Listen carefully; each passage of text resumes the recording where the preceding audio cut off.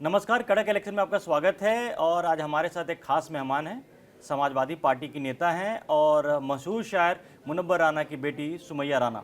आज हम इनसे बात, अक्सर ये विवादों में रहती हैं। विवाद में इसलिए कि काफ़ी फायर ब्रांड नेता हैं, ऐसे ऐसे स्टेटमेंट दे जाती हैं जिससे काफ़ी जो सत्ता पक्ष है काफ़ी परेशान होता है। और यूपी में इनके खिलाफ कई मुकदमे भी हुए हैं कि कई चीज़ों टॉपिक्स को लेकर, कई मुद्दों पर इन्होंने काफ़ी सीए के लेकर इन्होंने वहाँ पर काफ़ी आंदोलन किया था। अभी आई लव यू मोहम्मद के नाम पे भी इन्होंने काफ़ी वो किया। लेकिन आज सुमैया राना से हम बात करेंगे बिहार की पॉलिटिक्स के बारे में। वैसे तो ये लखनऊ यूपी से हैं, लेकिन बिहार की राजनीति में भी, क्योंकि यूपी और बिहार बिल्कुल सटा हुआ है और दोनों के जो मुद्दे हैं दोनों राज्यों के, बहुत ज़्यादा उसमें अलग कुछ है नहीं। सुमैया जी, सबसे पहले तो आपका कड़क में आपका स्वागत है। और आप बताइए कि इतने आप महिला हैं और एकदम फायर ब्रांड, आप जिस तरह से अपनी बातों को रख रही हैं, आप एक शायर की बेटी भी हैं, तो आप कैसे इन चीज़ों को मैनेज करें? पहले तो ये बताइए कि एक शायर की बेटी का होना और एक नेता का होना, दोनों में क्या सिमिलरिटी आपको दिख रही है? बिल्कुल, आपने मेरे बारे में जो इंट्रोडक्शन दिया, मुझे लगता है मुझे बात वहीं से शुरू करनी चाहिए। एक बहुत बड़ी शायरा हैं रेहाना नवाब, कैलकाटा से हैं, मेरी जन्मस्थल है। उन्होंने कहा, उनका एक शेर है जो मुझे लगता है मुझ पर ज़रूर लागू होगा वो शेर, कि आपके सामने रुदादे सितम कहते हैं लोग, जो सोच नहीं सकते हैं वो हम कहते हैं। तो ये जो आपने बात की कि शायर की बेटी होने में या शायरों के घराने से होने में और एक नेता होने में क्या फ़र्क है, क्योंकि मेरे वालिद मोहतरम जनाब मुनव्वर राना साहब ने कभी शायरी इश्क माशूक़ी पर नहीं की, कभी हुस्न जुल्फ़ों पर नहीं की। उन्होंने इंसानी रिश्तों से जुड़े हुए जितने भी मामलात हो सकते हैं उन पर शायरी की, माँ पे शायरी की, उन्होंने अपने मुल्क पर शायरी की, उन्होंने किसान पर भी शेर कहे, उन्होंने आपसी जो ज़िंदगी में जो भाईचारा होता है उस पर भी शेर कहे। तो कहीं ना कहीं वो सारी चीज़ें कनेक्ट होती रहीं। पॉलिटिक्स में जब मैं आई तो मुझे पहले तो ये लगता रहा कि शायद ये मेरा गलत चुनाव है। बेसिकली मैं भी एक जर्नलिस्ट रही हूँ, मैंने काफ़ी बड़े अखबारात में काम किया है। उस वक्त में मुझे ये अपील ज़रूर करता था कि अगर मैं इनकी जगह होती, इस पॉलिटिशियन की जगह होती, तो मैं इनसे ज़्यादा अच्छा करती, इनसे ज़्यादा अच्छा बोलती, या मैं इनके साथ होती तो मैं इनकी तरह बनती। तो ये सब करते करते मुझे, और फिर एक हालात 2014 के बाद से मुस्तकिल जब माइनॉरिटीज़ पे तमाम चीज़ें होने लगी, और पापा को हम अक्सर टीवी चैनल्स पे बोलते देखते ही रहते थे, तो कहीं ना कहीं ये सारी चीज़ें जो है वो डीएनए में हैं। और होते होते पापा से होते हुए आ गए, क्योंकि मैं उनकी बड़ी बेटी हूँ, बहुत कुछ वक्त गुजारा मैंने उनके साथ ज़्यादा। और लोग कहते भी हैं शक्ल सूरत से लेकर मिजाज सब मिलता जुलता है, तो कहीं ना कहीं वो जो एक छाप होती है वो आ जाती है अपने आप, उसको लाने की ज़रूरत नहीं पड़ती। चलिए अब हम मुद्दे पे आ जाते हैं। अभी फिर से आप भी वक्त पे काफ़ी वोकल रही हैं उसके खिलाफ में। आज फिर से मुद्दा उठाया, खासकर बिहार में वहाँ के जो इंडी गठबंधन है, खासकर तेजस्वी यादव ने कहा है कि अगर हमारी सरकार बनती है तो हम वक्त कानून को डस्टबिन में डाल देंगे। तो मतलब इसको, लेकिन ये जो चीज़ें इसमें काफ़ी बहस पहले भी हो चुकी हैं कि वक्त कानून के विरोध में और पक्ष में जिस तरह की बातें हो रही हैं, क्या ऐसी क्या बुराई है जिसके इतना आप खिलाफ हो आप? देखिए, वक्त को, कानून को आने से पहले समझना पड़ेगा कि एक्चुअली वक्त का मैटर क्या है। अगर उत्तर प्रदेश के हवाले से हम बात करें, हालांकि वही चीज़ सेम बिहार में लागू हो रही है, तो इन्होंने जो उसमें अमेंडमेंट्स किए हैं बिल में, उसमें कुछ चीज़ें जो हैं वो नाकाबिले बर्दाश्त है। और आप ये भी आप समझ सकते हैं कि अभी सुप्रीम कोर्ट ने उसके कुछ पॉइंट्स को रिजेक्ट भी किया है, जिसमें उन्होंने गैर मुसलमानों की जो एंट्री है वो एक लिमिट के ऊपर पे एंट्री लगा दी है, उसमें शायद 1 या 2 लोग उसमें एंटर कर सकते हैं। और उसके अलावा जो वक्फ की जितनी प्रॉपर्टीज़ हैं जिन पर ये बात करते हैं कि वक्फ कानून लागू होगा, वक्फ कानून लागू होगा, अयोध्या के अंदर उन्हीं वक्फ की ज़मीनों को 1-1 रुपए बीघा पे बेच दी गई। वक्फ का मतलब भी आप समझ लीजिए, वक्फ बेसिकली 2 तरह का होता है, वक्फ अलल खैर और वक्फ अलल औलाद।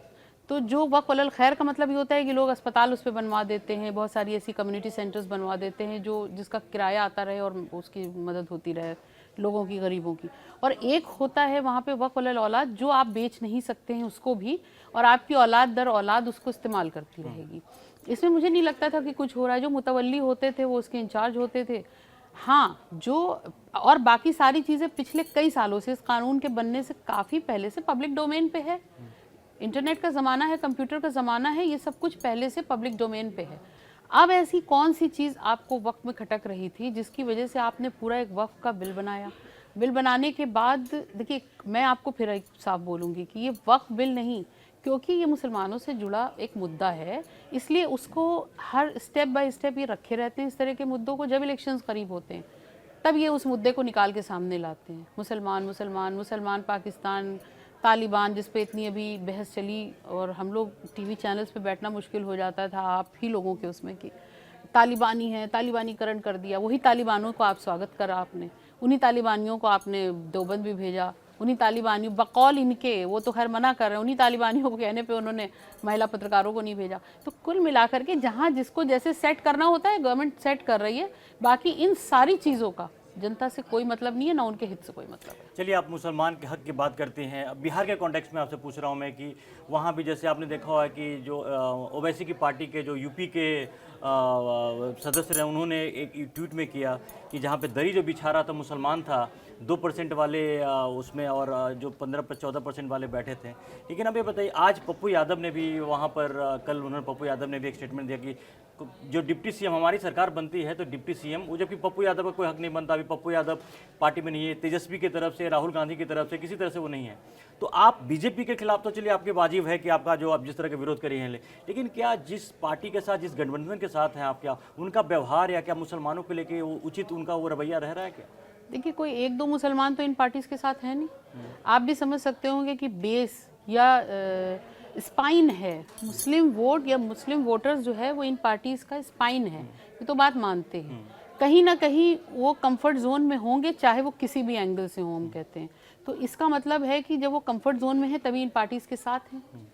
तो अब जब इस पर कोई एक नाम निहाद कम्युनल पार्टी जो देश के संविधान से अलग हट करके नाम भी हो उसका, वो इस तरीके की बात करे, मैं ये मान सकती हूँ कि कहीं कहीं पे कुछ चीज़ें ऐसी हो जाती होंगी, लेकिन इसका मतलब ये कतई नहीं है कि इतना बड़ा इल्ज़ाम लगा दिया जाए कि वो दरी बिछाएंगे दरी। अरे भाई देखिए, ऐसा है, हमें वोट का अधिकार मिला हुआ है संविधान से, हम अपने वोट का अधिकार करके जिसको चाहें उसको सत्ता में बिठाएं। और समाजवादी पार्टी की, अगर जिस पार्टी से मैं बिलोंग करती हूँ, मैं अगर उसकी बात करूँ तो उसमें एक बड़ा नाम जो आज तक वो बड़ा नाम है और उसके आगे मुझे लगता है कोई और नाम, सारे नाम पीछे होते हैं, मोहम्मद आजम खान साहब। जब जब नेताजी मुख्यमंत्री रहे तब तक सेकंड नंबर पे वो रहे और उनकी बात मानी गई क्योंकि वो बुजुर्ग है और उसके जो है संस्थापक सदस्य हैं। फिर हमारे राष्ट्रीय अध्यक्ष अखिलेश यादव जी मुख्यमंत्री बनते हैं, पूरा सम्मान होता है और उन्होंने भी अपनी दोस्ती को और अपनी जो संबंध थे उसको निभाया और उन्होंने नारा दिया कि टीपू को सुल्तान बना दो। तो ये सारी चीज़ें देखने वाली होती हैं। जब आप बड़े मकसद पर काम कर रहे हो तो इस तरीके की छोटी छीटाकशी, लान तान, ये सब लगी रहती है।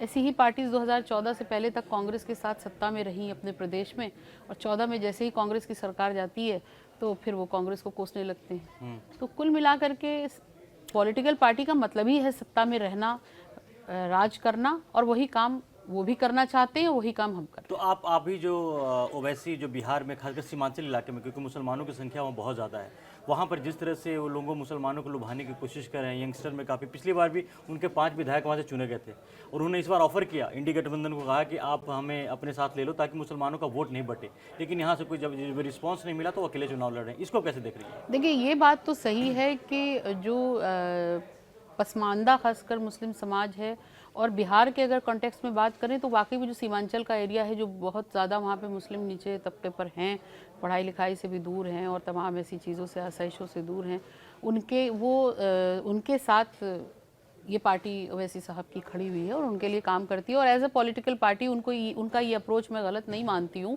कि वो लोगों को अपने बारे में बताएं और ये बताएं कि अगली पार्टी से क्या नुकसानात हो सकते हैं। तो ये उनका काम है बताना।